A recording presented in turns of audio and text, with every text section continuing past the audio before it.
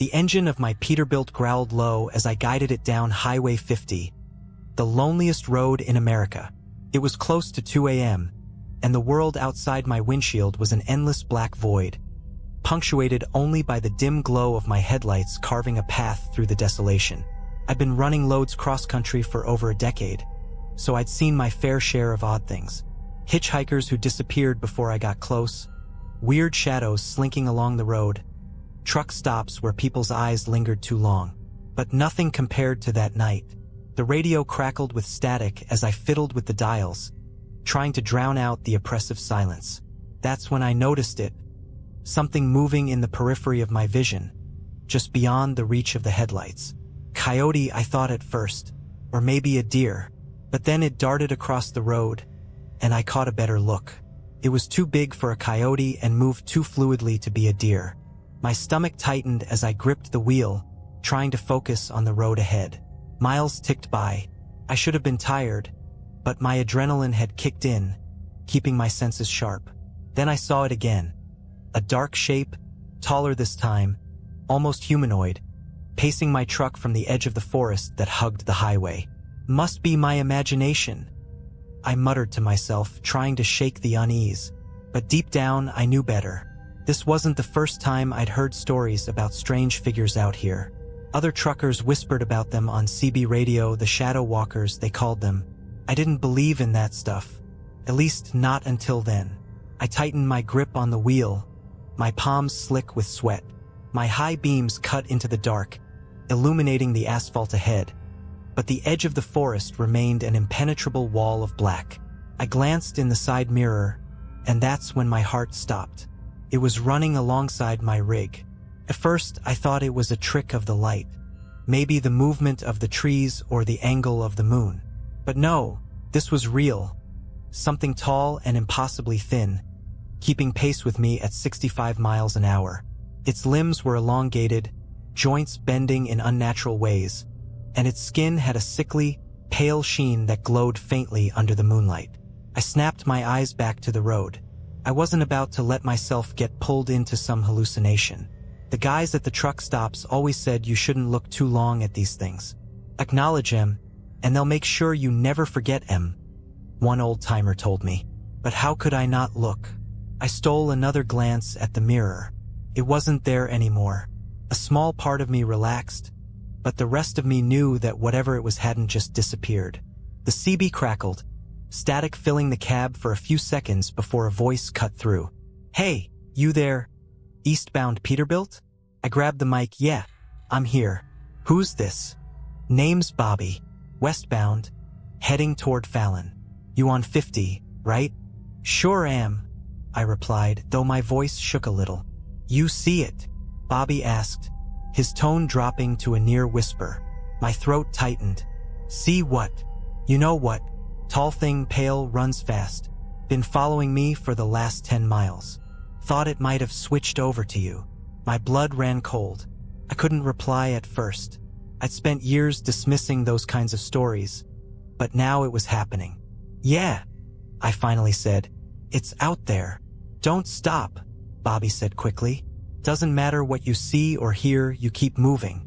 Don't even slow down for a second. What happens if you stop? I asked, already dreading the answer. Bobby hesitated, then said, let's just say the ones who stopped. We don't see him on the road no more.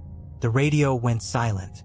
I was alone again, my rig roaring down the empty highway, the shadows pressing in closer. Then the headlights flickered. The headlights flickered again, this time sputtering like they were struggling to stay on.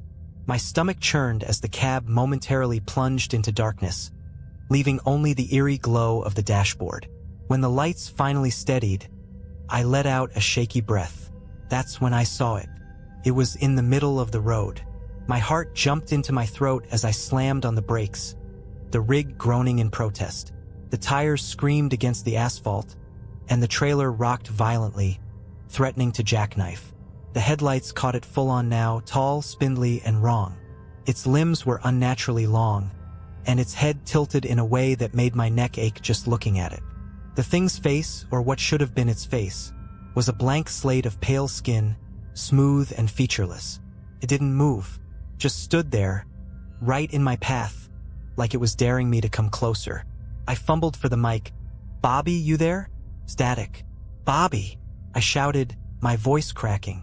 "It's in front of me, man. What the hell do I do?"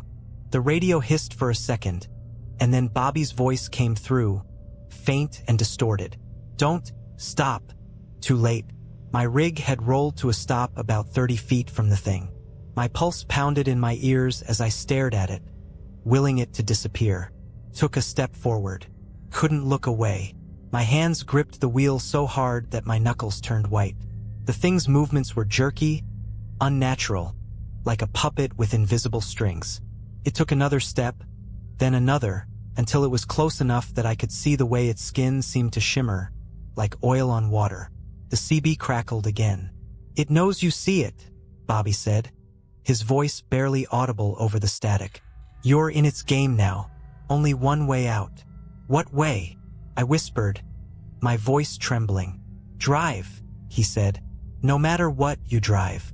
The thing was now only a few feet from my hood.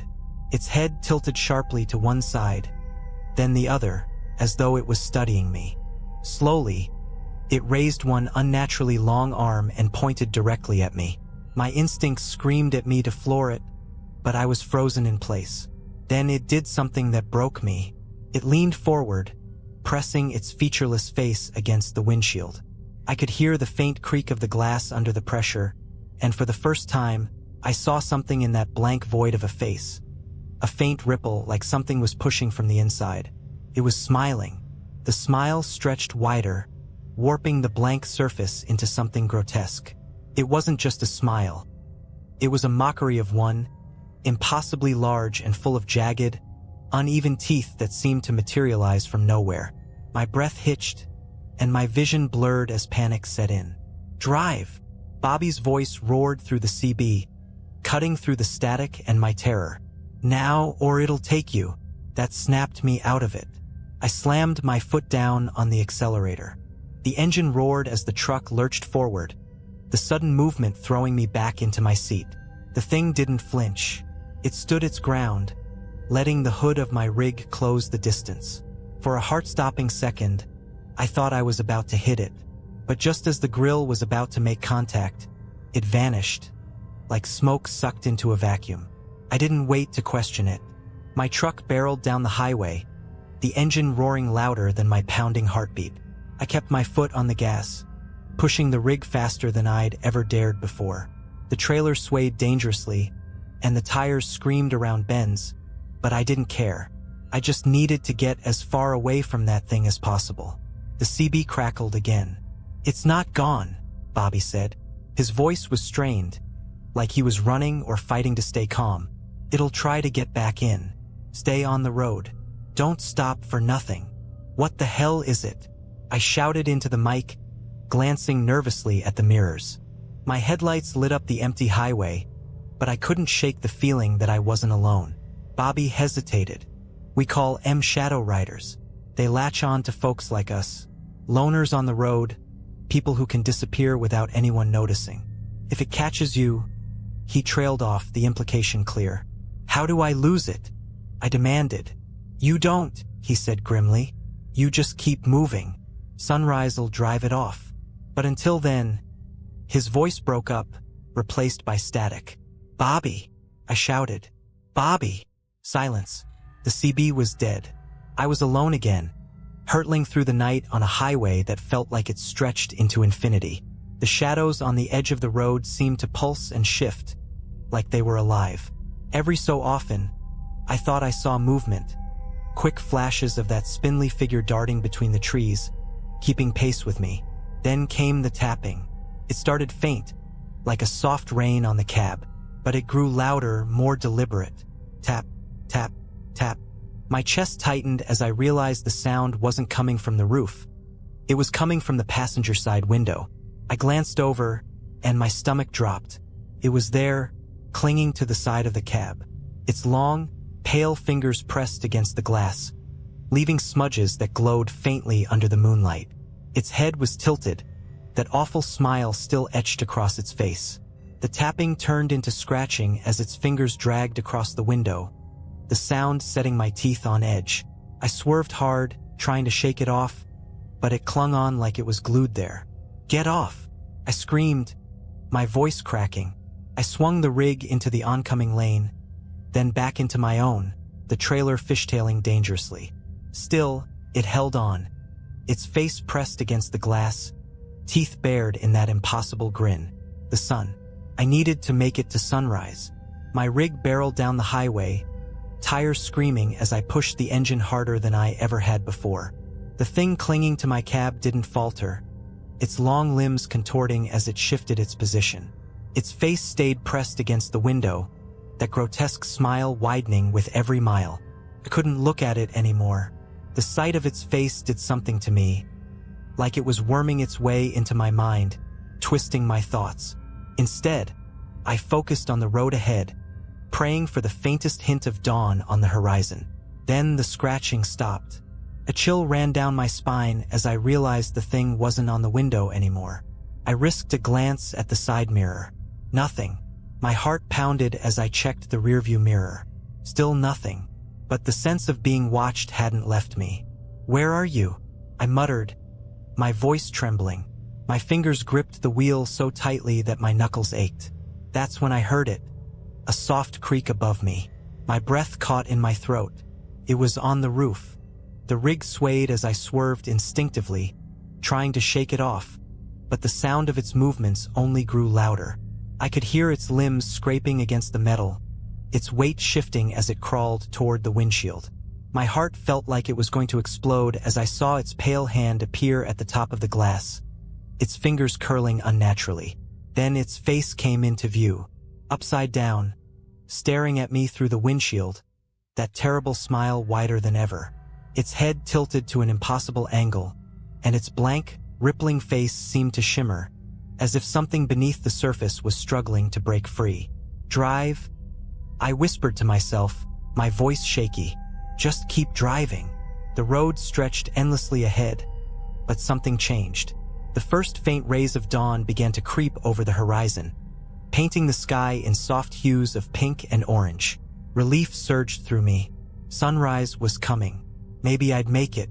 The creature's smile faltered. Its head tilted again, this time snapping sharply to one side as if it had heard something I couldn't.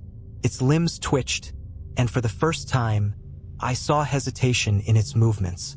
It lingered for a moment longer, then let out a low, guttural sound that reverberated through the cab. And then it was gone. I didn't see it jump or fade away. It simply vanished, like it had never been there. The cab was silent except for the rumble of the engine and my ragged breathing. I didn't slow down.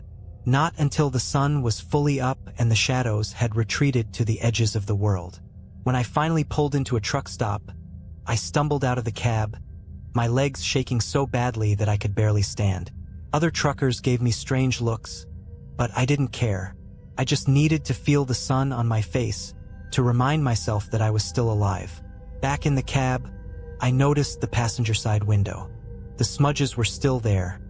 Faint, glowing handprints that refused to fade, no matter how much I scrubbed. You'd think an experience like that would make me swear off trucking entirely, right? Truth is, it almost did. For weeks, I couldn't sleep. I kept seeing that thing in my dreams, its blank face and that horrifying smile. Every time I climbed back into the cab, I felt like it was still with me, watching from the shadows. But bills don't pay themselves, and life on the road was all I knew. I stuck to daylight runs after that, but even then, I couldn't shake the paranoia. Every time I passed a stretch of dense forest or an empty rest stop, I half expected to see it lurking, waiting for the sun to dip below the horizon.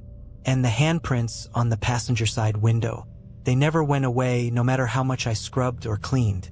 It was like a permanent reminder, a warning. A few months later, I ran into Bobby at a truck stop in Kansas. He was sitting alone in the corner of the diner, nursing a cup of coffee that looked like it had gone cold hours ago. His face was pale, and his eyes had the haunted look of someone who'd seen things no one should ever see. "Bobby," I said, sliding into the booth across from him. He looked up, his eyes narrowing in recognition. "You're still alive," he said flatly, his voice rough. "Yeah, Thanks to you. I gestured to the waitress for a coffee. What about you? You still running into them? He nodded slowly, his fingers trembling as he lifted his mug. They don't let go easy. Once you've seen them, it's like you're marked. They know you now. The waitress brought my coffee, and I leaned in closer, lowering my voice. What are they, Bobby? What do they want? He let out a dry, humorless laugh. I've been running rigs for 30 years, and I've heard every theory you can imagine. Ghosts, demons, government experiments, aliens. Hell, maybe there's something older than all of that. All I know is they're drawn to the loners, the ones who won't be missed. I shivered, remembering how it had clung to my truck, how it had smiled at me. What happens if they catch you? Bobby's expression darkened. You don't want to know. He drained the last of his coffee and slid out of the booth. Stay safe, kid. And whatever you do, don't stop. I watched him walk out, his shoulders slumped, like he was carrying the weight of the world. As I sat there, staring at the steaming cup in front of me, I realized he was right. I was marked. I'd seen them and they'd seen me. The next few years were quiet for the most part. I stuck to busy routes, avoided the lonelier highways, and never drove at night. But deep down, I knew it was only a matter of time before I saw them again. And then, one night, I did. It was on a run through the Arizona desert. I'd taken a shortcut to shave a few hours off my trip, a decision I regretted almost instantly. The highway was dark and empty, the kind of silence that makes your skin crawl. The CB had been dead for hours, and even the static seemed unnerving. I was halfway through the stretch when the lights started to flicker again. My stomach dropped as the familiar tapping began on the passenger side window. I didn't dare look, but I knew it was there. The tapping turned into scratching, and then a faint, muffled sound. The low, guttural growl I'd heard that night on Highway 50. My hands clenched the wheel as I pressed harder on the accelerator, the rig groaning as it climbed to speeds it wasn't built for. The growl grew louder, and I knew it wasn't just one this time. There were more of them. I didn't look. I didn't stop. I just kept driving, the shadows closing in around me, the growls echoing in my ears. When the first rays of dawn broke over the horizon, the noises stopped. The air felt lighter, and the road ahead was clear. But I knew the truth. They were still out there, waiting. And so I keep driving. Daylight runs, crowded routes, no shortcuts. But no matter how far I go, I know I'll never really be free. Because once you've seen the Shadow Riders, they're always with you. Watching, waiting. Months passed, and I did everything I could to put distance between myself and that nightmare. I avoided the lonelier stretches of highway, stuck to well-lit truck stops, and kept my routes in broad daylight. But no matter how much I tried to convince myself I was safe, the truth lingered like a shadow at the edge of my thoughts. One evening, I found myself parked at a bustling truck stop outside Amarillo. The lot was full, engines idling as drivers settled in for the night. I wasn't planning on staying long, just enough time to grab some coffee and stretch my legs before hitting the road again. Inside the diner, the smell of burnt coffee and greasy bacon was comforting in its familiarity. I slid into a booth near the window and ordered a black coffee, trying to shake the heavy feeling in my chest. The sun was setting, the sky outside painted in shades of orange and red, and I knew I needed to leave before darkness fell. That's when I saw her. She was sitting alone at the counter, a petite woman with curly red hair that framed her face like a halo. Her eyes were fixed on a cup of coffee in front of her, and there was a tension in her shoulders that I recognized all too well. She looked like someone who had seen the things I'd seen. I hesitated, then grabbed my coffee and walked over. "Mind if I sit?" I asked, nodding to the empty stool beside her. She glanced at me, her eyes narrowing slightly before she shrugged. "Suit yourself. Name's Jack," I said, offering a small smile. She didn't respond, just sipped her coffee in silence. After a few moments, I added, "You look like someone who's been on the road too long." That got her attention. She turned to face me, her eyes sharp and searching. "What do you know about being on the road?" she asked, her voice low. "More than I'd like," I said. seen my fair share of strange things out there. Her lips pressed into a thin line, and she looked away. For a moment, I thought I'd lost her. But then she said, "You ever heard of the Shadow Riders?" The words hit me like a punch to the gut. I stared at her, my heart racing. "Yeah," I said quietly. "I've seen them." She nodded slowly, like she'd been expecting that answer. "They don't let go, you know. Once they've found you—" "I know," I interrupted, my voice barely above a whisper. "What about you? They still following you?" Her expression darkened. "They never stopped, but I've learned a few things about them. Ways to keep them at bay." My pulse quickened. "What kind of ways?" She glanced around, her eyes scanning the diner before leaning closer. "They thrive on fear," she said. "The more afraid you are, the stronger they get. You can't let them see it. You have to fight back." I frowned. "How do you fight something you can't even touch?" Her lips curled into a small, bitter smile. "You'll see," she said cryptically. Then she stood, throwing a few bills on the counter. "Stay safe, Jack. And remember, don't give them what they want." Before I could ask her anything else, she was gone, disappearing into the crowd of drivers outside. That night, I hit the road again, her words echoing in my mind. I didn't know what she meant about fighting back, but a part of me hoped I'd never have to find out. But deep down, I knew the truth. They weren't done with me yet. The next few weeks were a blur of sleepless nights and restless days. I stuck to safe routes, kept to daylight, and avoided stretches of road that felt too quiet. But no matter how careful I was, I couldn't shake the feeling that something was watching me. It was late one afternoon when I took a route through Nevada, a familiar highway that felt a little too empty for comfort. The desert stretched endlessly on either side, the road shimmering in the heat. The sun was setting fast, and I knew I wouldn't make it to the next truck stop before dark. A rookie mistake, but I had deadlines to meet. As the last light of the sun dipped below the horizon, the first flicker of headlights caught my attention. My stomach dropped. The shadows on the edge of the road seemed to thicken, growing darker and denser. I tightened my grip on the wheel, my breath coming faster. Then I heard it, the tapping. This time, it wasn't just on the passenger side window. It was on the roof, the back of the cab, the doors. It was everywhere. A cacophony of noises that made my heart race. I refused to look in the mirrors, refused to acknowledge what I knew was out there. "Don't give them what they want," I whispered to myself, repeating the red-haired woman's words like a mantra. The scratching grew louder, and then a low, guttural growl reverberated through the cab. I clenched my jaw, forcing myself to focus on the road ahead. "You don't control me," I said aloud, my voice steadying. "You don't get to win." As if in response, the growling intensified. The shadows seemed to press in closer, and I caught glimpses of them in my peripheral vision.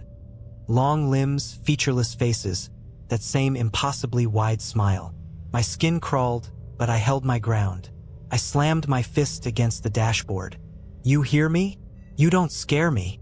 My voice echoed through the cab, defiant and raw. The tapping stopped. For a brief, terrifying moment, everything went completely silent. Even the rumble of the engine seemed muted. Then the shadows began to recede, melting back into the darkness beyond the headlights. The road ahead was clear again, and the oppressive weight in the air lifted. I didn't slow down. I didn't stop until I reached the next truck stop, my heart still pounding in my chest. When I finally stepped out of the cab, the cool night air hit me like a slap, grounding me. Inside the truck stop diner, I found a booth in the corner and ordered the strongest coffee they had. I was still shaking when a waitress approached, a friendly smile on her face. "Rough night?" she asked. "You could say that," I muttered, staring into the black coffee. "Well, you made it here in one piece. That's what matters." She patted my shoulder and walked away, leaving me to my thoughts. As I sat there, I realized something had changed. For the first time since that night on Highway 50, I didn't feel their presence. I didn't feel watched. The memory of their blank faces and twisted smiles would always haunt me, but I'd faced them, and I'd won. "They thrive on fear," I thought, repeating the woman's words. If you don't give them what they want, they have no power. I still drive the highways. It's in my blood, and I don't know how to be anything else. But I don't fear the shadows anymore. If they come for me again, I'll be ready, because now I know their secret, and I'll never stop driving.